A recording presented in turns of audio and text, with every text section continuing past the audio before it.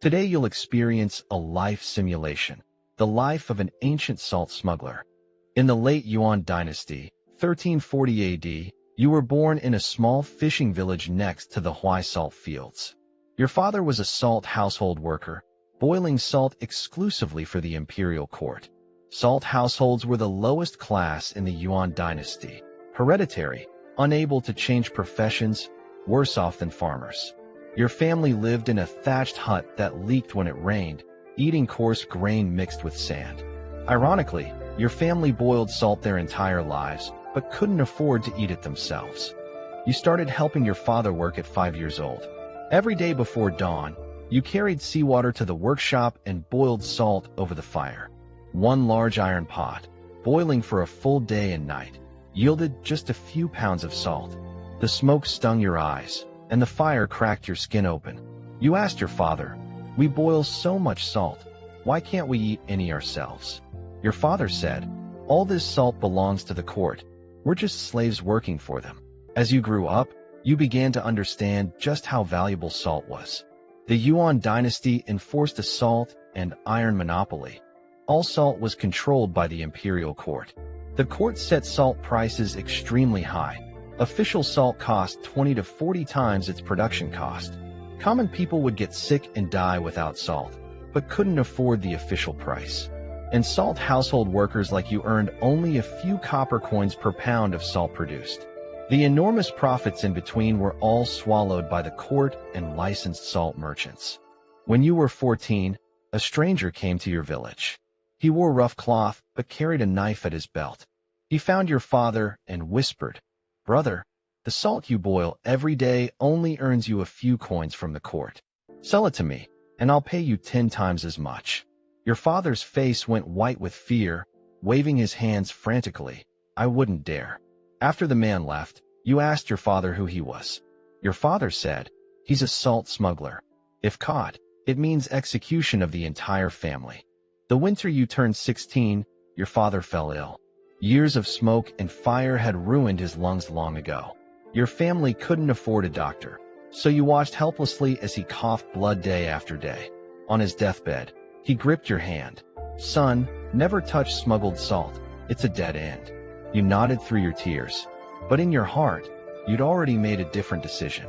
Looking at your father's skeletal body, you thought, being a salt worker, that's the real dead end. 3 months after your father's death, you found the salt smuggler. His name was Chen Si, leader of a small salt gang in the Huai region. He looked you up and down. "Kid, do you know what happens to salt smugglers?" You said, "I know. Execution of the whole family." He said, "Then why are you here?" You said, "My father was a salt worker his whole life and was worked to death. I won't follow his path." Chen Si smiled. "All right, come with me tonight." Your first mission was to smuggle 100 pounds of salt to a market town 30 li away under cover of darkness. You loaded salt onto an ox cart covered with straw, taking wilderness paths. Official roads were too risky. On that dark, windy night, your heart pounded out of your chest. Every sound made you think the salt patrol had found you. You walked the entire night and reached the town before dawn. 100 pounds of salt sold for 2 taels of silver. You got 300 copper coins. That was more than your father earned in half a year of boiling salt. You quickly discovered the smuggled salt business was far bigger than you'd imagined. The Huai region had dozens of salt gangs. The largest had over 1,000 members, like a small army. Salt gangs had their own fleets, horse teams, lookouts, and tunnels, with informants on roads and moles in government offices. Chen Si told you, "Kid, the salt smuggling business ultimately means stealing money from the empire." You began to understand why smuggled salt was so profitable. Official salt cost 50 coins per pound, but production cost only 2 or 3. Smugglers bought from salt workers at 10 coins per pound and sold it for 30. People rushed to buy it, nearly half the price of official salt. One run and profits multiplied tenfold. After a year, you went from a poor salt worker's son to a wealthy man. But you knew every coin was earned at the risk of your life.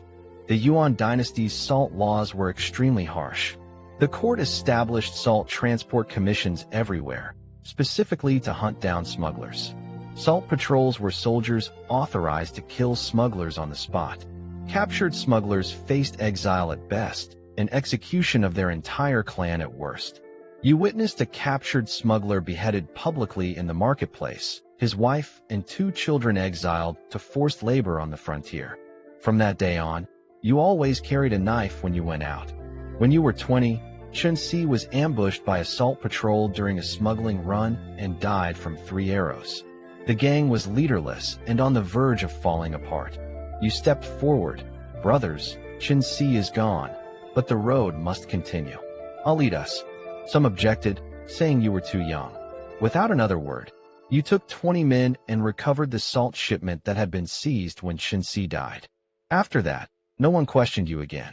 In 3 years, you grew Chun-Si's small gang into the largest salt smuggling organization in the Huai region.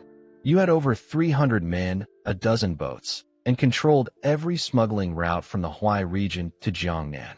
You got smarter. Instead of running the official roads, you worked the waterways.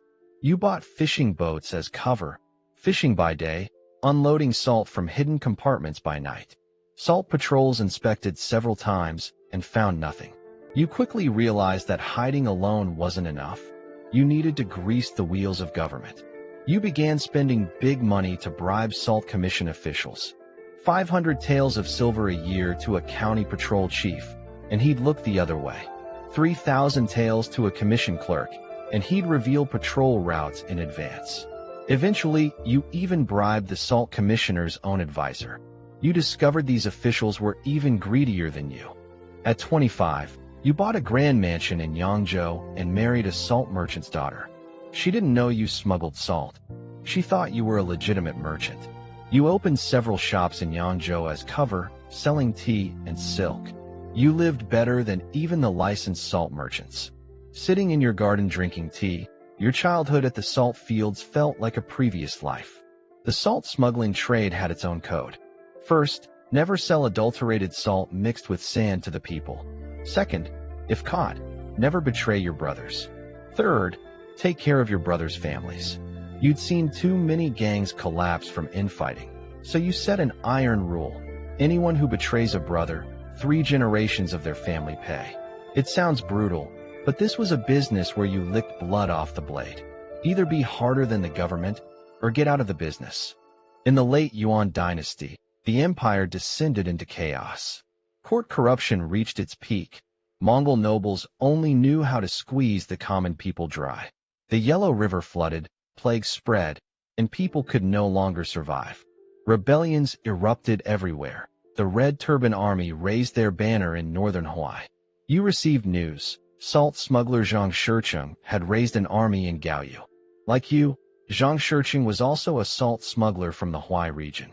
He rebelled with just 18 brothers and actually captured a city. You made a decision that would change your fate. You gathered your 300 brothers. Brothers, we've been smuggling salt for years. Our heads have been on the chopping block all along.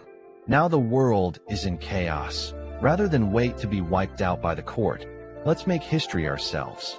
You spent all your saved silver on weapons and grain. Overnight, you transformed from a gang boss into the leader of a rebel army. Your first battle was for Taizhou, seat of the Huai Salt Commission. You launched a night raid, infiltrating through smuggling tunnels you'd used countless times, and opened the gates. By dawn, Taizhou was yours. The first thing you did was open the salt warehouses and let people take salt for free. An old woman clung to your legs weeping. She hadn't eaten salt in 3 months. You proclaimed, "From today, salt tax is abolished." The people knelt everywhere, calling you a saint. After the news spread, salt gangs from everywhere came to join you. In less than half a year, your force grew from 300 to 30,000. You captured Gaoyu, Xinhua, and Yangzhou in succession, controlling the entire Huai Salt region.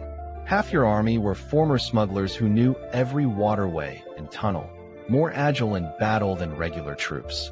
When the Yuan sent 50,000 soldiers, your guerrilla tactics left them completely lost. At 30, you proclaimed yourself king in Yangzhou and established your own regime. You named your kingdom Dezhou and titled yourself the King of Cheng. From a salt worker's son to a regional warlord, It took you less than 15 years. Sitting in your Yangzhou palace, you remembered your father's dying words. Never touch smuggled salt. You thought, Father, if you were still here, what would you think of your son who became a king? But you weren't the only one fighting for the empire. To the north was Lu Fudong's Red Turban Army. To the west, Zhu Yuanzhang seizing territory. To the south, Chen Yuliang training his navy on Poyang Lake. Everyone wanted to be emperor, and everyone was your enemy. Your greatest rival was Zhu Yuanzhang, the monk-turned-warlord. He sent envoys to court you. Let's join forces and destroy Chen Yuliang first. You refused. My territory, my rules. Nobody gives me orders. Your kingdom looked strong, but was riddled with internal problems. Your gang brothers could fight, but couldn't govern. Once they became generals, they fought for power. Worse, Zhu Yuanzhang had planted spies among your men. After 3 months of investigation, you discovered it was your most trusted brother, 12 years by your side. You killed him with your own hands, then drank alone for 3 straight days. In 1365, Zhu Yuanzhang finally made his move against you. He sent 200,000 troops, led by General Su De, marching toward your Yangzhou. Your army was only 100,000. Many were hastily conscripted farmers, no match for battle-hardened veterans. You stood on Yangzhou's walls watching the enemy banners stretching endlessly to the horizon. You knew, lose this battle, and your life was over. Yangzhou was besieged for 3 full months.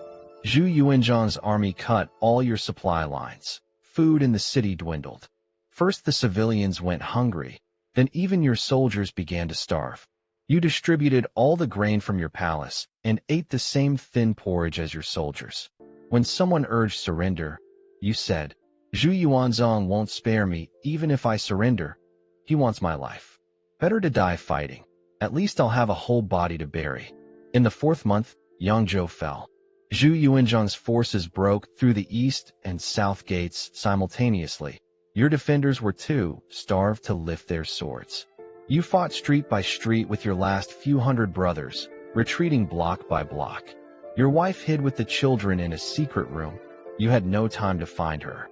Finally, you were cornered at the palace with fewer than 30 men left. You glanced back at the palace and set it ablaze. The fire didn't catch. Your guards extinguished it and knelt, begging you to surrender. They said, Your Majesty, our brothers' lives shouldn't be thrown away. You looked at these men who'd followed you for over a decade, covered in blood, but with light still in their eyes. You threw your sword down. Fine, for my brothers, I surrender. When Zhu Yuanzhang's soldiers escorted you from the palace, Yangzhou's citizens knelt by the roadside, weeping. They still remembered the day you opened the salt warehouses. Zhu Yuanzhang didn't kill you right away. He had you brought to Nanjing and locked in a small room. You spent an entire year in that room. Zhu Yuanzhang visited you once, standing at the door. You're talented. Pity you chose the wrong side. You replied, I didn't choose wrong. I just refused to be anyone's dog. Zhu Yuanzhang smiled and walked away. You knew he was waiting for an excuse to kill you. In 1367, Zhu Yuanzhang charged you with treason and ordered your execution. Execution day was sunny, the light painfully bright. Standing at the execution ground, watching the crowd, memories suddenly flooded back. You remembered the smoke of the salt fields, your father coughing blood, the dark road of your first smuggling run, the smiling faces of people lining up for free salt when you captured Taizhou. You closed your eyes with a faint smile. This life, it was worth it. A year after your death, Zhu Yuanzhang founded the Ming Dynasty. But ironically, he created an even stricter salt certificate system. The enormous profits remained firmly in imperial hands. From the Tang to the Qing, over 1,000 years, countless families were destroyed over one word, salt. Huang Chao and Zhang Shiqing both started as salt smugglers. Their stories tell us, when a state turns basic necessities into instruments of exploitation, it forces countless people onto a path of no return. And people with no way out often unleash the most astonishing power. This was the life of an ancient salt smuggler. Welcome to the next life simulation.